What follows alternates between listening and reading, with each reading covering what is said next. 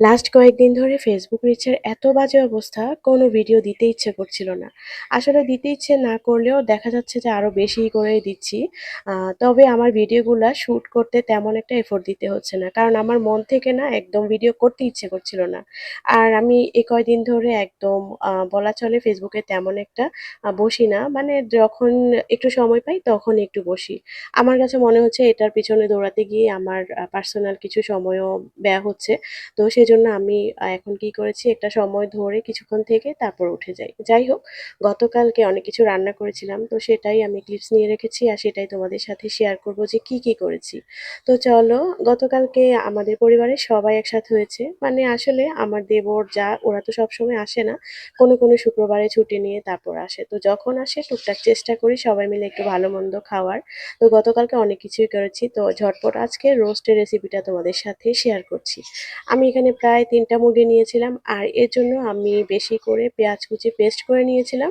আর প্রতিটা মুরগির জন্য আমি প্রায় ১.৫ টা টেবিল চামচ করে আদা রসুন বাটা নিয়েছি। আর ২ টেবিল চামচ করে বাদাম বাটা নিয়েছি। আমি এখানে সব রকমের বাদামই দিয়েছি। আর পরিমাণ মতো লবণ, তারপরে সামান্য শুকনো মরিচের গুঁড়ো, একটু টমেটো সস, সয়া সস আর একটা রোস্টের মসলা। আমার হাতে বানানো একটা রোস্টের মসলা আমি ইউজ করেছিলাম। তো সবকিছু আমি মিক্স করে তারপর একটা বলে রেখে দিয়েছি। আর এদিক দিয়ে আমি বেশি করে তেলের মধ্যে কিছু পেঁয়াজ বেরেস্তা করে নিয়েছি। আর এটা হচ্ছে খুব জরুরি একটা জিনিস। মানে এটা না দিলে না কেন যেন টেস্টটা ভালো আসে না। আর যে মসলাটা আমি মিক্স করে রেখেছিলাম সেটা তেলের মধ্যে দিয়ে ভালো করে কষিয়ে তারপর হচ্ছে মাংসটা দিয়েছি। আর যে মাংসটা আছে না সেটা আমি সামান্য জর্দার রং আর লবণ দিয়ে আগে ভেজে রেখেছিলাম। তারপর মাংসটা ভালো করে কষিয়ে প্রায় ২ কাপ পরিমাণ আমি দুধ দিয়েছিলাম। আসলে এটা এই দুধে মানে লিকুইড দুধের মধ্যেই রান্না করা হবে। নরমাল পানি দিলেও দেওয়া যেতে পারে। তবে লিকুইড দুধ দিলে না এটার টেস্টটা একটু বেশি ভালো আসে। আর ভালো করে রান্না হয়ে আসলে আমি সামান্য গুঁড়ো দুধ আর সামান্য চিনিও দিয়েছিলাম। আগে ডিমটা সিদ্ধ করে একটু ভেজে নিয়েছিলাম তেলের মধ্যে, সেটাও দিয়েছি। আসলে বাসায় আমি যখন রোস্ট করি আমি ডিমটাও এভাবেই রোস্টের মধ্যে দিয়ে দিই। এটা খেতে বেশ ভালোই লাগে। আর শেষে দিয়েছি কিছুটা বেরেস্তা আর হচ্ছে একদম ফ্রেশ ঘি। তো এই তো ঝটপট আমি রোস্টটা বানিয়ে ফেলেছি, সেই সাথে সাদা পোলাও বানিয়েছিলাম।